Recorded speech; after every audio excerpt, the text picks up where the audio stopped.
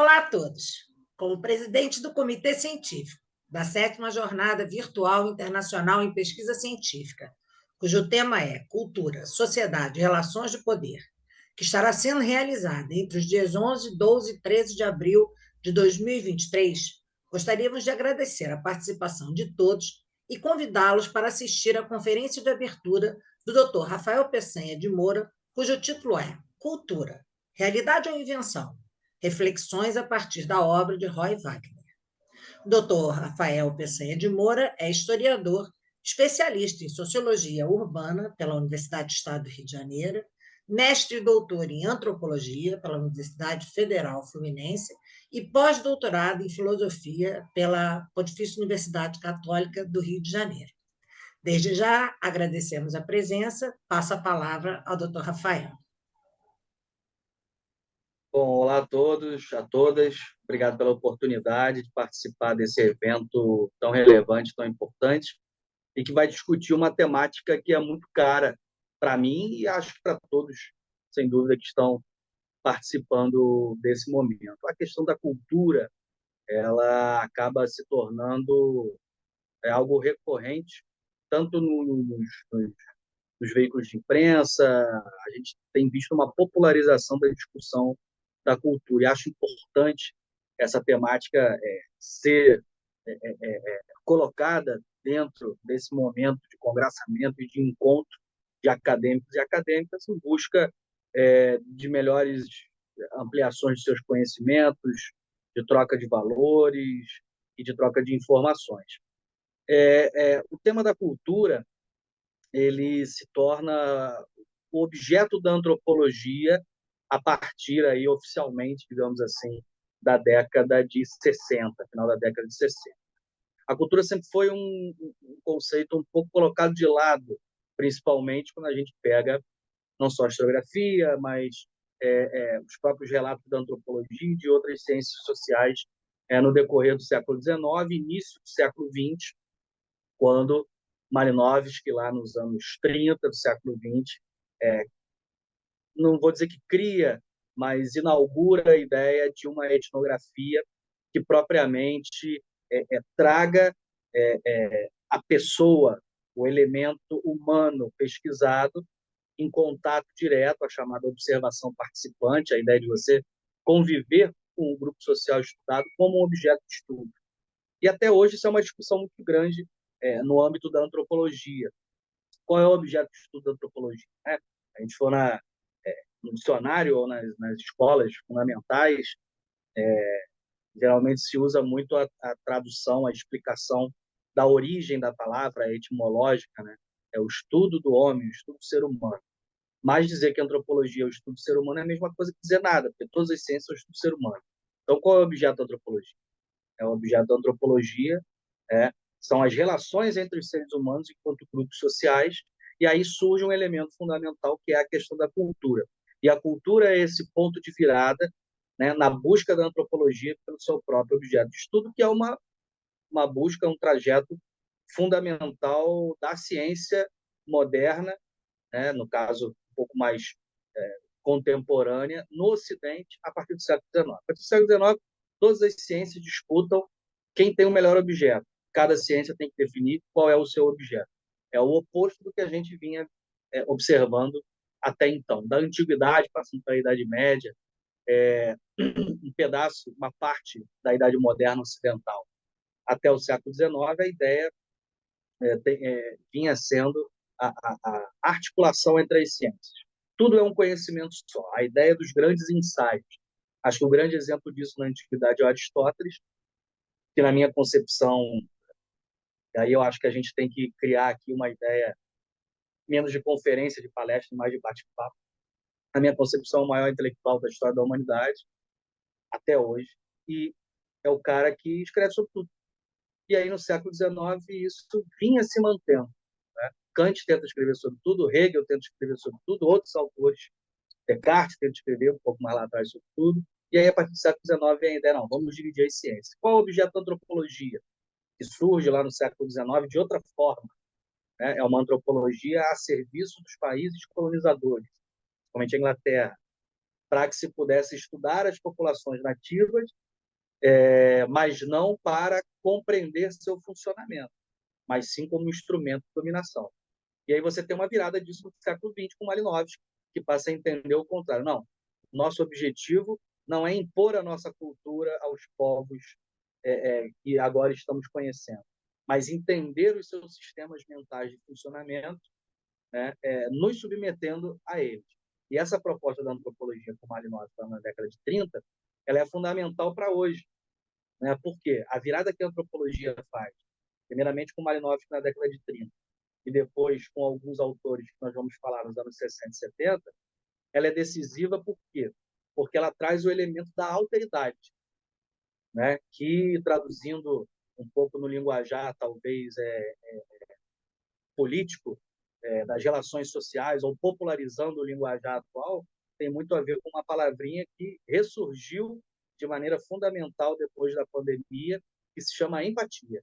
Ou seja, a ideia de tentar sentir ou ao menos entender o que o outro sente, sem se fazer como, sem se enxergar como centro da humanidade, sem enxergar sua própria cultura, ou sua própria individualidade, ou sua própria nação como centro da humanidade, mas de alguma forma fazendo o contrário, tentando entender o outro como centro, compreender suas limitações, suas tensões, seus conhecimentos, suas ferramentas mentais, para quê? Simplesmente para entendê-lo, para poder ajudá-lo, ou para poder compreender a diversidade humana. Essa virada na antropologia, como eu falei, ela tem esse primeiro momento da década de 30 com Malinowski, nos anos 60 e 70, principalmente, com alguns autores. E quem vai trazer? Dois autores que vão trazer, digamos, um conceito de cultura mais próximo do que hoje a gente popularizou, são, sem dúvida, claro, vários autores, mas principalmente o Clifford Geertz, com a interpretação das culturas, e o Marshall Salins, que é um autor que eu gosto muito, do Geertz também, com algumas obras. O Salins e o Geertz vão trazer uma ideia um pouco diferenciada. Eu sou levado a acreditar que a ideia do Geertz se tornou mais popular do que a do Salins, porque o Salins cria alguns problemas sobre a reflexão acerca da cultura. Já o Geertz entra na ideia do que mais tarde se entendeu. Ele mesmo usava essa terminologia, mas mais tarde isso se popularizou também, que é a ideia do relativismo cultural, que hoje é um grande problema, um problema político, um problema social, uma discussão até no âmbito das religiosidades e de outras questões que perpassam aí a sociedade. Mas a ideia de relativismo cultural, na sua origem, ou seja, não posso afirmar que Geertz tenha sido o primeiro a falar disso, talvez o Franz Boas ainda, no século XIX, outra escola antropológica, que é uma escola norte-americana, já trouxesse essa ideia, mas o Geertz, acho que ele define essa ideia do relativismo cultural, né, exatamente a partir dessa ideia da empatia, essa ideia da alteridade, ou seja, o outro possui um mundo cultural que é exclusivamente dele e que cabe a mim compreender, que é múltiplo, né? Ou seja, não há de se falar de uma universalização da cultura, não há de se falar de uma totalização do conceito de cultura, mas sim falar em culturas. E o que seriam essas culturas, né? Se para o Malinowski isso tinha muito a ver com a ideia dos sistemas mentais, as ferramentas mentais que determinados grupos usavam de maneira específica para entender a sua realidade, para o Geertz isso passa muito pela questão das relações sociais, ou seja, os grupos se relacionam, os indivíduos se relacionam entre si de maneiras completamente diferentes, de grupo para grupo, de país para país, de região para região. O relativismo cultural do Geertz ele ganha uma proporção muito grande. A interpretação das culturas é publicada pela primeira vez em 1975, e a gente vai voltar um pouco na década de 70, mas só para a gente entender as consequências disso hoje, a discussão sobre o relativismo cultural ele perpassa, na minha concepção, talvez todas as discussões polêmicas da sociedade contemporânea, todas.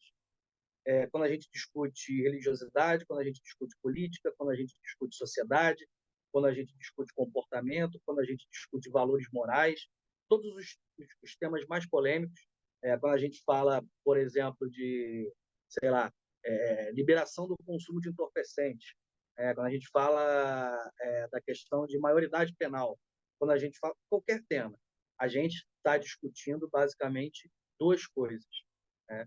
Qual a sua concepção de relativismo cultural, do conceito de relativismo cultural, é a primeira, e a segunda, que eu acho que perpassa todas as reflexões da humanidade desde a antiguidade, que é a disputa entre platonismo e aristotelismo. Isso aí está em qualquer lugar, né? Você dá bom dia para o cara na rua, a resposta dele ou vai ser aristotélica ou vai ser platônica. Todos os arcabouços mentais ocidentais passeiam entre essas duas questões. Mas acho que não precisamos entrar nisso, que é um campo mais da filosofia, a gente tinha que ter outra palestra, outra conversa sobre isso.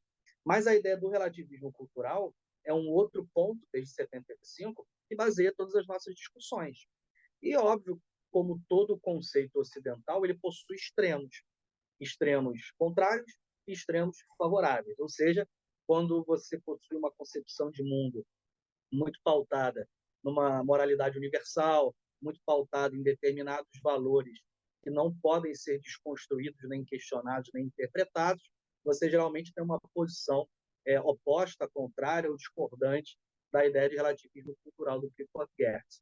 Quando você entende que a realidade pode ser múltipla e que é preciso abarcar as diferentes culturas dentro de uma concepção social, de que é preciso, e aí, sendo um pouco óbvio, né, mas às vezes o óbvio é para ser dito, quando você relativiza a realidade, ou seja, você concebe a possibilidade de que outras concepções, outras mentalidades podem ser diferentes dos valores estabelecidos, você está sendo, entre aspas, a favor aí do conceito de relativismo cultural do Geertz. Então, isso perpassa boa parte das nossas discussões, não só no campo acadêmico, dos debates mais profundos e específicos do conhecimento humano, mas também do dia a dia, do boteco, do bar, da escola, da igreja.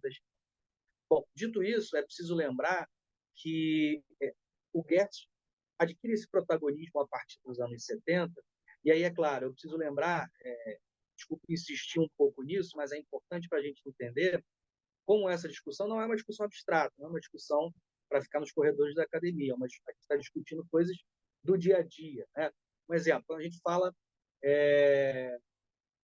da questão do aumento dos povos indígenas no Brasil, um crescimento. E aí a gente tem um conceito na antropologia que chama etnogênese, é quando uma população ou um grupo, entre aspas, renasce, ao menos em número de indivíduos ou em empoderamento social. A gente tem muito, isso tem muito a ver com a questão da autodeclaração, né? Ou seja, do indivíduo se declarar ou negro, ou pardo, ou indígena, ou seja, o próprio indivíduo vai definir qual é a sua identidade sem que haja um Estado ou uma instituição que defina a qual grupo ele pertence. Isso é muito Clifford Geertz, isso é muito relativismo cultural, e isso é muito positivo. Porém, é claro, é preciso entender de que maneira isso pode se transformar, e aí vem o problema, digamos assim, as consequências problemáticas do conceito do Geertz, que o Roy Wagner, daqui a pouco a gente vai entrar nele finalmente, vai discutir. Ou seja, o relativismo cultural ele é ilimitado, ou seja, ele permite que tudo possa ser entendido como real, como cultural, como aceitável, né? Essa é a questão. Há um limite para isso? Não há, porque se não houver limite também deixa de ser ciência. Mas se houver só limite, também deixa de ser ciência, passa a ser uma imposição, uma ditadura ou uma seita religiosa, sei lá o que for. Então, o meio campo disso é importante. Então, questões como a autodeclaração são fundamentais exemplos do que é o conceito de cultura e de relativismo cultural do Clifford Geertz. Então, naquela época, 75, a gente, acompanhando um pouco a história das ideias ocidentais, a gente percebe que existem alguns padrões quando as ideias dominantes surgem, né? A ideia de relativismo cultural, a ideia de moral universal, a ideia, enfim, todas as ideias importantes, a ideia de Estado, sempre que essas ideias surgem, elas surgem quase que ao mesmo tempo de outras concepções que geralmente contradizem essa ideia dominante ou a questionam, mas que não ganham tanta notoriedade assim, né? Quando eu dava aula aí na universidade, e eu fazia uma brincadeira, que é boa para entender isso, é igual banda de música, né? A banda lança aquelas um monte de músicas geniais, mas geralmente a que pega é a mais simples, né? Então, só que nesse mesmo momento que essa música mais simples que faz sucesso é produzida, outras mais complexas, ou tão boas quanto, ou até melhores, são produzidas ao mesmo momento e não ganham notoriedade. Nos anos 70, processo semelhante aconteceu. O Roy Wagner publica pela primeira vez a ideia de invenção da cultura. Então, é um livro de 75, que ele ganha notoriedade muito depois. Só que nesse mesmo momento, quando o Roy Wagner trabalha a ideia de invenção da cultura, a gente tem, não no mesmo ano, mas 5, 8 anos depois, vários livros com títulos parecidos. Por quê? Por causa do conceito de invenção. A gente tem a invenção das tradições, Hobsbawm, é uma conferência que ele publica em 83, a partir de uma série de autores que ele convoca para discutir exatamente essa ideia de invenção. Isso tem a ver com várias coisas que acontecem na Europa no momento. Uma delas, não a única, mas uma importante, é a revisitação da obra do Freud, né? A interpretação dos sonhos, final do século XIX, que demora 5 anos para vender 600 primeiros exemplares, ou seja, não é um sucesso imediato, não teria como ser no início do século XX da Europa, falar do que ele falou, escrever o que ele escreveu, mas que tem um caminho retomado posteriormente. Então, começa-se a discutir a ideia de que maneira uma ciência que busca contradizer o chamado antigo regime, digamos assim, ou seja, as ciências positivas, né? Essa origem do positivismo da ciência, com lemas muito marcados, fronteiras muito marcadas, definições muito marcadas. E essa ciência do século da década de 70, 60 do século 20 busca refazer isso, ou seja, a ideia de relativizar. Mas até que ponto nós podemos também fazer uma crítica a essa relativização, e esse é o ponto do Roy Wagner em Invenção na Cultura, de que maneira isso também não é, de alguma forma, uma criação mental daqueles cientistas que estão, talvez, na concepção do Roy Wagner, utilizando até os mesmos arcabouços mentais das décadas anteriores. Né? Ele faz uma análise que é muito perigosa, é muito interessante, e aí ele puxa um pouquinho o Nietzsche, que é um outro autor que estava sendo muito lido na Europa naquele momento, anos 70, anos 60, principalmente, por causa da contracultura e outras questões. O Nietzsche trabalha a ideia de que, né, o homem criou Deus à sua imagem e semelhança. Se Deus não existisse, seria necessário inventá-lo. E ele falou, mas de que maneira talvez isso não acontece também no mundo científico? De que maneira talvez a academia, os cientistas, na ideia de contradizer, de questionar a ciência positiva, não podem estar utilizando os mesmos arcabouços. E aí ele volta no Malinowski, e esse é o ponto interessante. Porque o Malinowski é um cara que, muito tempo depois, é considerado o fundador da antropologia contemporânea, né? Mas é um cara que fica esquecido também muito tempo. E qual é a ideia do Malinowski? Né? A absoluta entrega ao outro. Né? Será, e aí é o questionamento do Roy Wagner, claro que ele não cita diretamente o Gertz, mas o questionamento é especificamente ao Gertz, né? Até que ponto essa ideia do relativismo cultural não é também meramente uma criação ideal de um cientista ocidental, de um país colonizador, com o objetivo de impor as suas ferramentas mentais sem necessariamente ouvir o outro. E aí ele começa a questionar, vamos lá, vamos pegar os livros famosos da antropologia até então. Esse aqui, foi lá, ouviu? Onde é que está a voz do nativo? E aí é um conceito que o Malinowski usava lá na década de 30 que foi esquecido. Cadê a voz do nativo? E aí é o ponto do Wagner chegar num momento, eu não lembro se é na Invenção da Cultura ou no outro livro, onde ele fala assim, poxa, vamos fazer relativismo cultural, vamos pensar no outro de verdade mesmo, fazer antropologia, vamos colocar os povos nativos para nos analisar, vamos tentar ajudar o surgimento de intelectuais, de pensadores, de críticos dos povos colonizados, analisando os colonizadores, vamos inverter o processo. Porque se a gente continuar trabalhando a ideia de povos ocidentais colonizadores dominantes, que criam ideários para analisar, seja a própria cultura ou a outra, nós vamos cair no mesmo problema. Nós vamos continuar caindo numa mente ocidentalizada, numa forma dominante de analisar os povos ditos nativos, os povos colonizados, os povos que estão sendo encontrados e analisados enquanto grupos sociais, enquanto culturas. Então, por isso, ele questiona muito a ideia de invenção da cultura, né? E aí ele propõe o conceito que fica conhecido, aí cai na ideia da banda de música que eu falei. Não acho que seja o conceito mais genial do Roy Wagner, mas acaba sendo aquele pelo qual ele fica conhecido, que é a antropologia reversa, que é semelhante à ideia de antropologia autoperceptiva que ele cita nesse livro, que é melhor, né? Muito mais interessante. Mas, enfim, no final das contas, qual é a ideia? Ele propõe que a antropologia faça esse olhar antropológico que ela propõe sobre si mesma. Ou seja, até que ponto esse caminhar da antropologia, de analisar o outro, analisar a cultura, entender seus arcabouços mentais, não é também uma construção de si mesmo.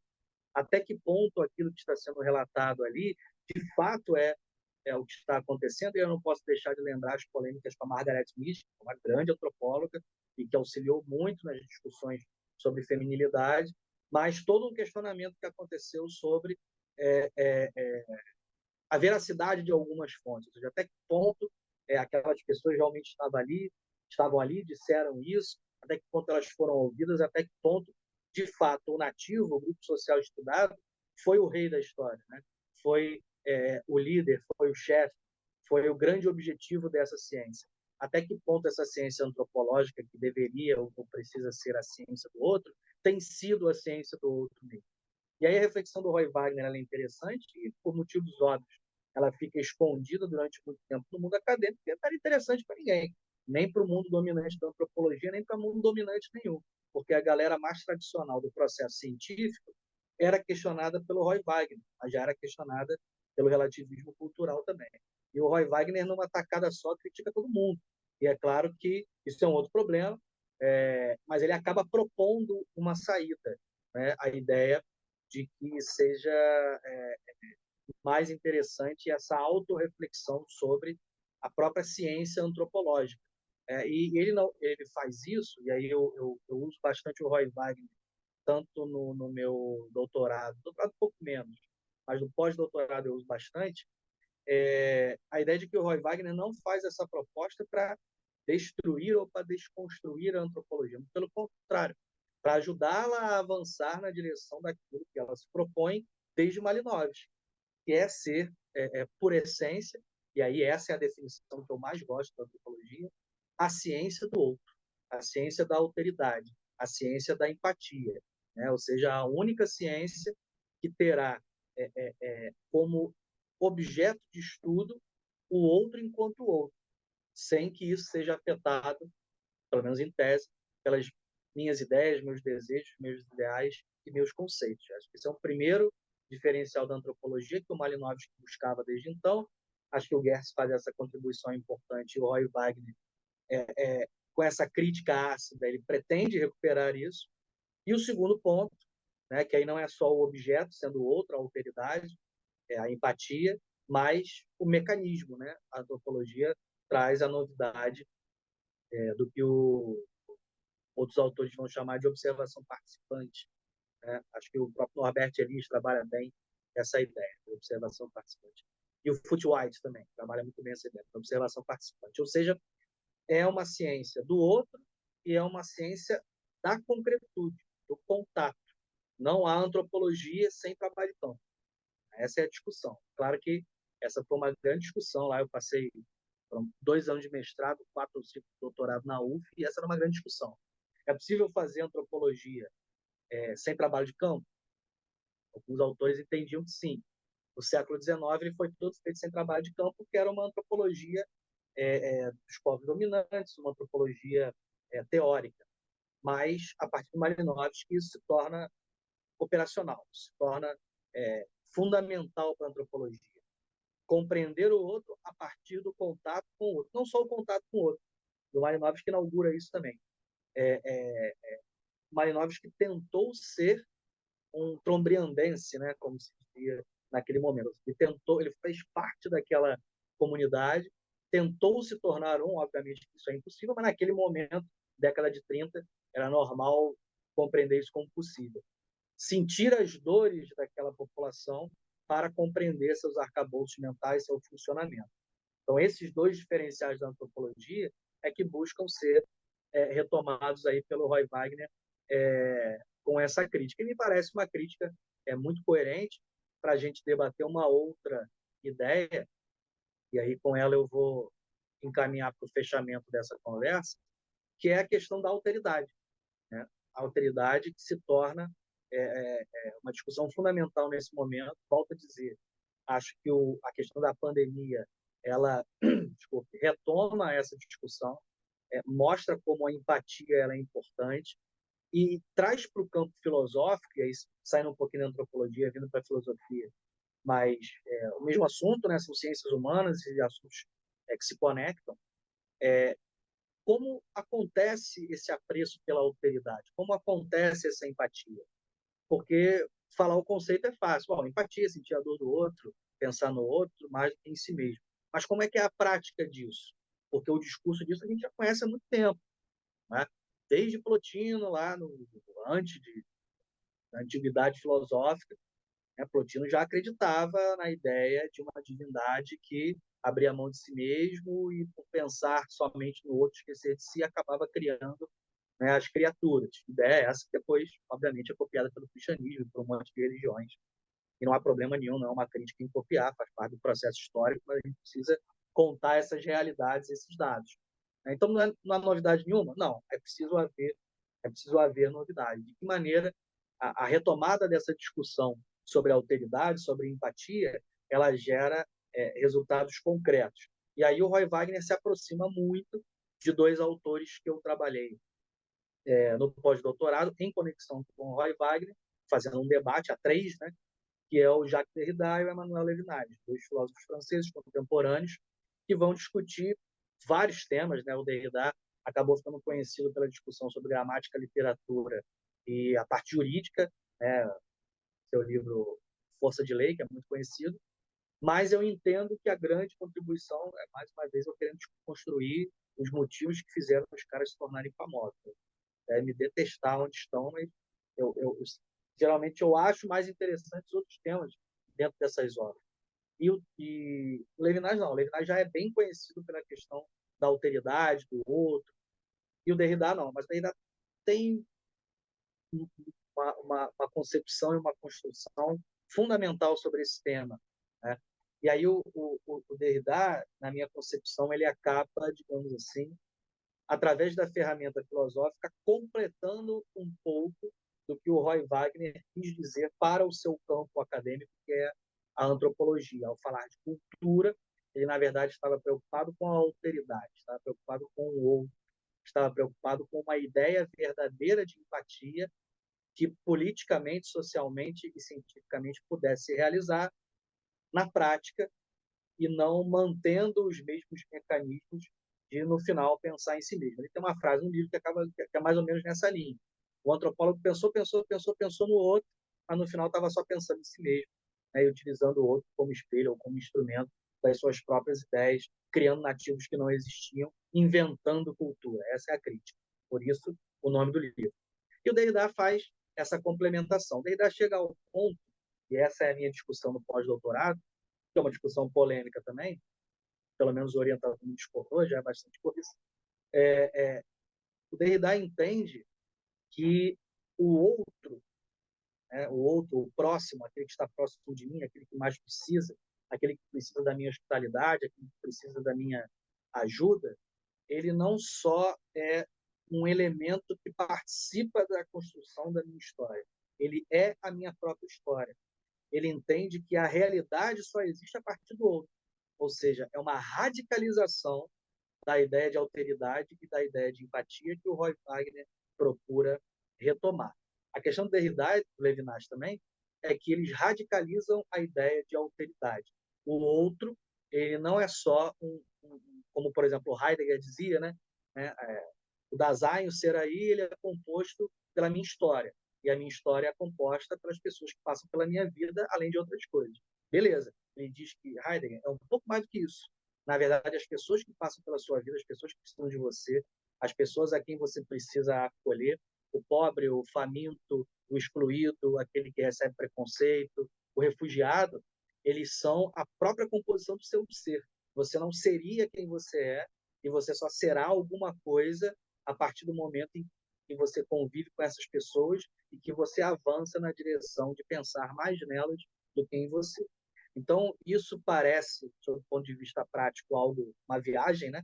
Mas, sob o ponto de vista filosófico, isso é muito grande, porque o Derrida está discutindo aí a ideia do ser, que é uma ideia que vem desde lá de Aristóteles, passa por Tomás de Aquino, e que simplesmente funda a nossa cultura, não funda a nossa cultura ocidental, a nossa religiosidade cristã, a nossa sociedade judaico-cristã está baseada na ideia do ser de Aristóteles.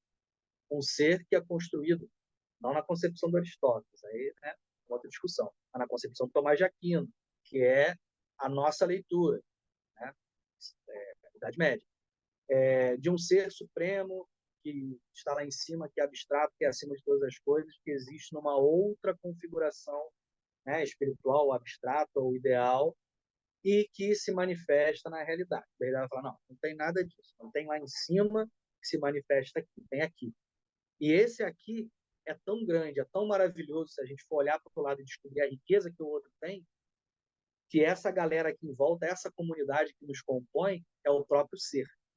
Então, o Derrida faz a grande substituição, que acaba sendo a grande discussão do meu trabalho. Ele substitui a ontologia, ele substitui pela ética. Ele substitui, não é que substitui a metafísica pela ética, mas ele diz o seguinte, olha, essa metafísica que a galera discute desde a Idade Média, com Tomás de Aquino, do ser supremo e tal, nada disso. Né? Essa metafísica, na verdade, é uma ética. Isso não tem nada de antirreligioso, né? Está escrito lá, ele está no meio de nós. Então, assim, parafraseando uma questão judaico-cristã ou bíblica, né? A realidade, o ser, aquilo que é supremo, aquilo que é maravilhoso, aquilo que é a busca da perfeição, não está em outro plano, está no meio de nós, está no outro. E aí a gente percebe que a própria tradição religiosa já vinha falando disso há muito tempo. Só que talvez, de alguma forma, a cultura cristã não percebeu. Não é isso? Quantos e quantos pensadores religiosos, teólogos, diziam a ideia de que basta olhar para o lado, não é isso? Os animais, para a natureza, para o mais pobre, aquele que precisa, para ver Deus. Trazendo isso para uma concepção, eliminando a questão religiosa, trazendo isso para uma concepção científica, filosófica, isso é bastante concreto, ou seja, a realidade está no meio de nós, a nossa construção de quem nós somos está no outro que precisa, está naquele para o qual nós precisamos olhar. Então, isso radicaliza a ideia, transformando uma metafísica numa ética, mas voltando a ressaltar que o argumento não é nem do Derrida, eu procuro trabalhar isso no pós-doc. Né? Lembrando o seguinte, olha, então, Aristóteles nunca disse que a ideia do ser estava completamente fora da realidade, da concretude, do dia a dia. Né? Só daí que Tomás de Aquino acaba trazendo para fundamentar uma concepção religiosa na Idade Média que precisava combater principalmente o avanço da religião islâmica, em um contexto político-religioso. Mas, enfim, e aí a ideia dessa radicalização da alteridade, dessa radicalização da empatia, e aí voltando um pouco para o nosso tema de verdade, né, que Roy Wagner me parece fazer esse meio campo, né, entre não permitir que a ideia de relativismo cultural, que a ideia de cultura acabasse caindo numa radicalização que retirasse dela completamente parâmetros científicos ou parâmetros objetivos, mas que também não retornasse, obviamente, a uma ideia universal, que não levasse em conta as idiosincrasias de grupos sociais e do outro. O que ele pede, na verdade, é exatamente, né, a ideia semelhante ao que Derrida e Levinas produzem na filosofia.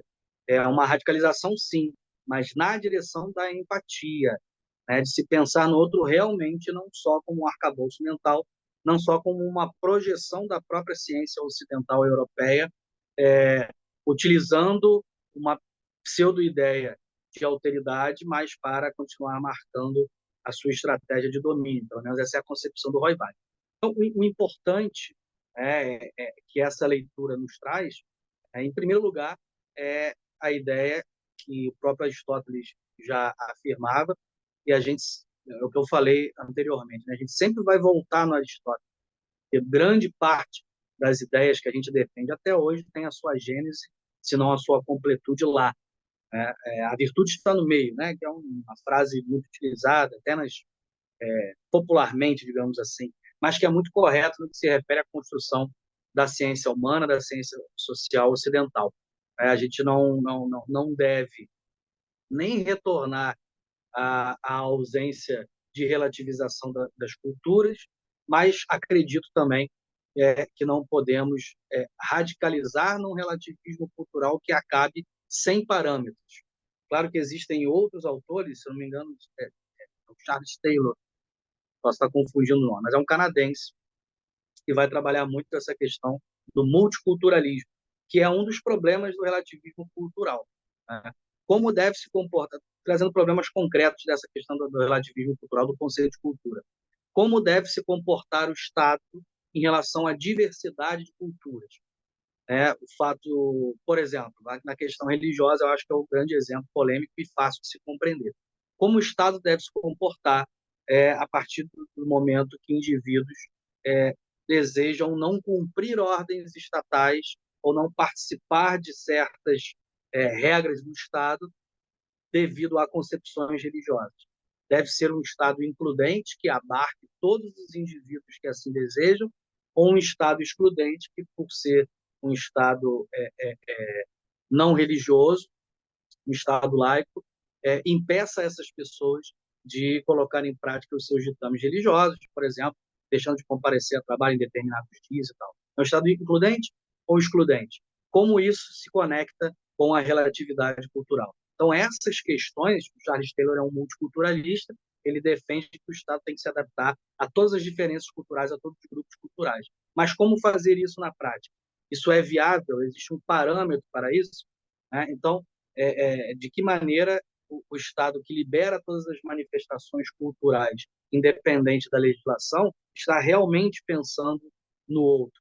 E de que maneira ele, não liberando, também faz isso? Então, essas reflexões práticas que o Roy Wagner procura fazer, ele quer, na verdade, retomar o sentido original do próprio conceito de cultura, que é pensar no outro de maneira efetiva, de maneira eficiente, e não no outro como um instrumento das suas próprias ideias. Eu gosto muito da noção do Roy Wagner, ela traz para a gente um questionamento, um equilíbrio. Hoje nós vivemos, ao mesmo tempo, o ápice da ideia de relativismo cultural e, ao mesmo tempo, o retorno de pensamentos absolutamente tradicionais, conservadores, no mau sentido da palavra, porque ser tradicional e conservador não necessariamente é algo ruim, mas quando ele se torna violento, opressor, ilegal, traz tristeza e morte às pessoas, e passa a ser, obviamente, um pensamento negativo. Então, nós temos hoje os extremos, e essa é a questão que o Roy Wagner procura discutir. O conceito de cultura, ele é um conceito de equilíbrio, ele não é um conceito de radicalização, ele não é um conceito de extremos. O respeito ao outro, a compreensão por culturas diferentes, a noção de que o mundo é composto por concepções de mundo completamente divergentes e que cabe ao cientista, não só ao cientista social, ao acadêmico, mas ao cidadão e à cidadã, compreender e acolher isso. Isso é uma proposta de equilíbrio, isso é uma proposta de empatia, isso é uma proposta de apreço à alteridade. E isso precisa ser resgatado nem tanto ao céu, nem tanto à terra, mas de maneira concreta e prática. Acho que essa contribuição do Roy Wagner ela é importante. Claro que isso defendo que é dentro de uma maturidade de leitura. A gente precisa compreender o Geertz como um ponto de virada nessa noção do conceito de cultura. A gente precisa ler o Marshall Sahlins, que também defende a questão do relativismo cultural, mas de uma outra maneira muito interessante, que se popularizou muito pouco, poderia ter se popularizado ainda mais, mas nós precisamos, paralelamente a isso, ou um pouco depois, fazer leituras também sobre os ideólogos que pensaram acerca do conceito de invenção. O próprio Hobsbawm, o próprio Roy Wagner trabalharam nesse sentido. Nós temos outras obras que não trabalham o conceito de invenção, mas trabalham conceitos parecidos, como Comunidades Imagináveis, Benedict Anderson, e outras daquele mesmo momento ou um pouco depois, que vão questionar isso. O que o Roy Wagner traz para a gente é somente um sinal de alerta em relação ao conceito de cultura, para que essa cruzada, para que essa luta em favor do outro, em favor do respeito a todas as culturas, possa se tornar um caminho cada vez mais maduro, cada vez mais ressignificado, para que todas as culturas possam ter voz e espaço na nossa sociedade contemporânea. Então, essa contribuição que eu queria trazer para vocês, agradecer pela oportunidade, peço desculpas se me estendi muito, se viajei por outros assuntos, mas eu acho que, em matéria de cultura, principalmente, todos esses assuntos se conectam, os conhecimentos diferentes se conectam, a antropologia, a história, a filosofia. Eu acho que a gente precisa, como eu falei, no século XIX a gente entendia que tudo era conhecimento, que todo mundo sabia tudo, que todos os conhecimentos estavam misturados. Nós vivemos, a partir do século XX, uma diversificação, uma especialização dos conhecimentos.